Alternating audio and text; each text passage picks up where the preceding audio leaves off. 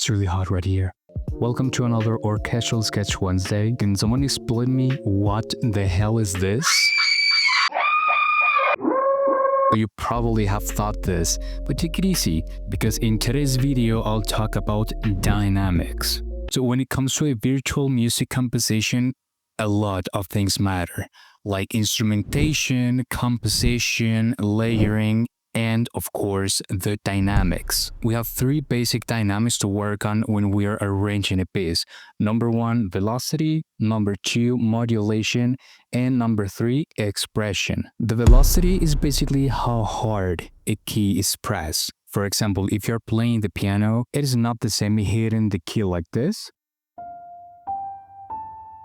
or doing it like this. Different intensity, different volume, different feeling, right? Another example, if you're playing a horn, the velocity is represented by how hard are you blowing into the instrument. Number two, we have the modulation. In this case, modulation changes how the note is playing from pianissimo to fortissimo. It affects the emotional intensity. It controls overall dynamic and tone color, not just volume. Let me give you a little example with strings and take a look to the modulation line.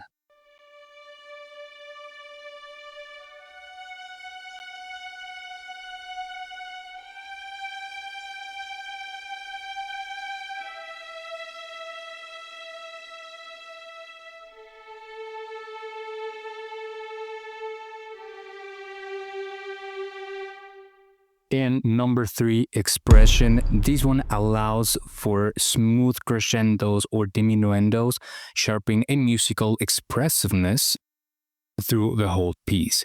So basically, these three dynamics give life to our composition.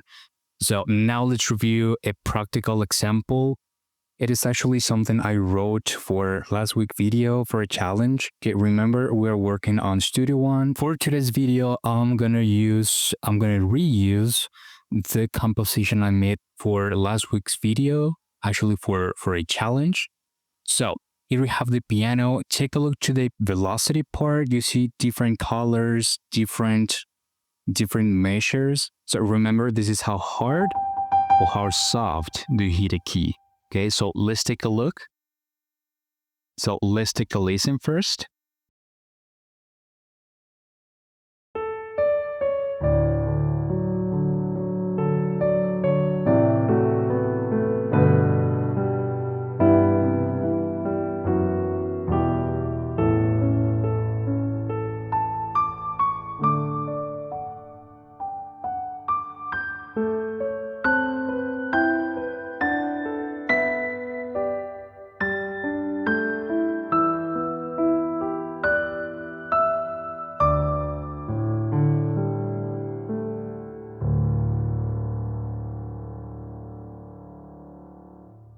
Okay, so the volume is balanced. It doesn't sound very low, but not very high.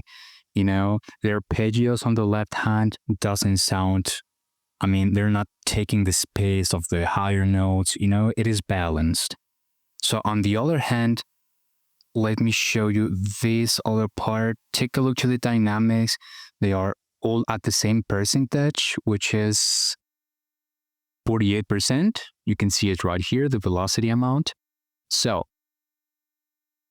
let's see some contrast, okay? We have the velocities at the 100%. If you see, the color of the notes has changed. That's why here at the top you have the note color, okay?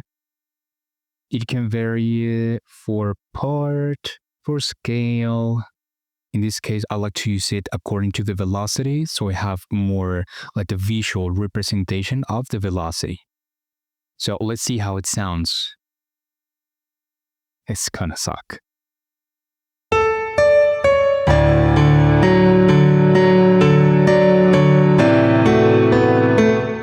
Right? So you already can see the difference. Now, on the other hand, if we go extremely low, about 10%, the color will change to a blue, and this is what it sounds like.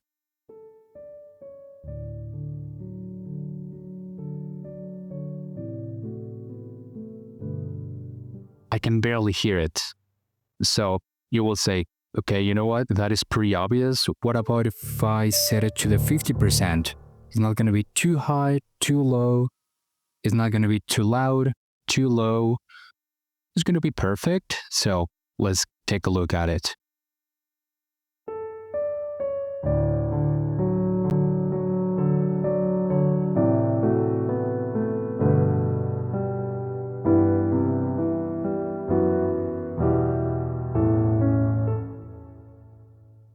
I mean, it doesn't sound bad, right? It sounds at an appropriate volume. It seems like it's balanced, but I don't know. It's really flat. It's super flat. It's every note at the exact same volume, which is basically impossible if a human pianist does it, right? So you don't play like this. I mean, imagine going to a concert and the pianist plays everything at the exact same volume, exact millimetric precision. It will feel too robotic, and we don't want that on a mock-up. Even though it is virtual with virtual instruments, we want it to sound as realistic as possible, right? So what can you do? One alternative, it is not my favorite, but you can select everything. You hit right-click, we have this option that says Humanize. You can control the velocity range, the note start range. You can vary just a little bit right here, so it's not too perfect. Hit click OK. Bam. Okay, you have a little variation. Let's see how it sounds.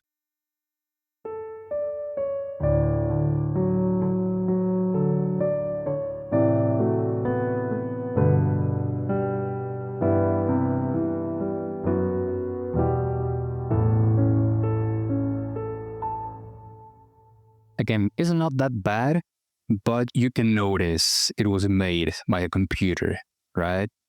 So if you are extremely perfectionist, you can go note by note, changing the position. So what I do is that I split or I separate the melody from the harmony, and then I start arranging both parts in separate.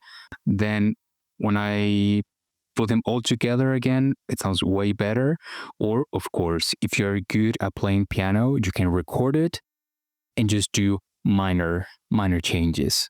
Okay, so this is the case for piano. Let's go with some strings. In this case, we're going to retake the same arrangement for the same piece. And let's see, we have the first violins, modulation. I wanted to show you 3 of them. So if you just have one option displayed, here at the bottom, you have the options to add more. In this case, we need 3. We need velocity, we need modulation, and we need expression, just like that. Okay, let's just arrange it like this. There you go. So let's see how it sounds. Just like this, okay? So velocity 100%, modulation is super flat at 50%, and expressions, again, super flat at around 27%. So let's take a look at it.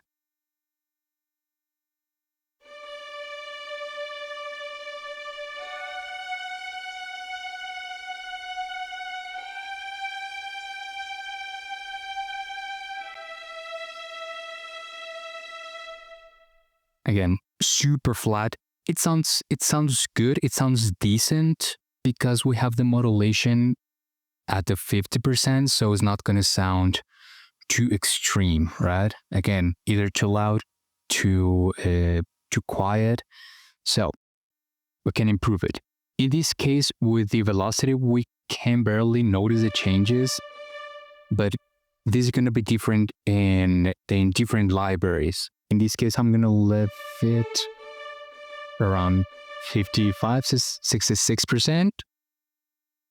It's okay, but let's do some arrangements, okay?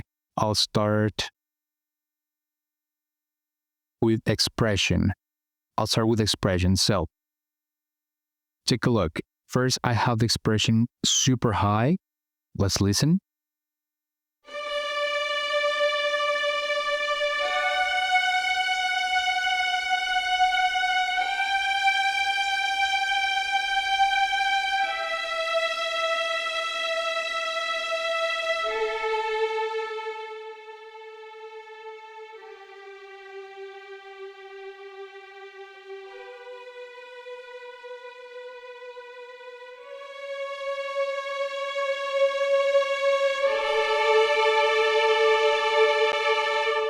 So you see the changes, right? So let's do it right.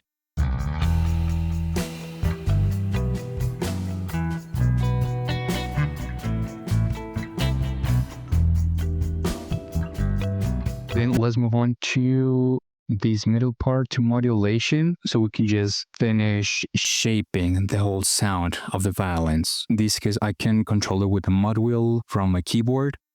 And let's do this.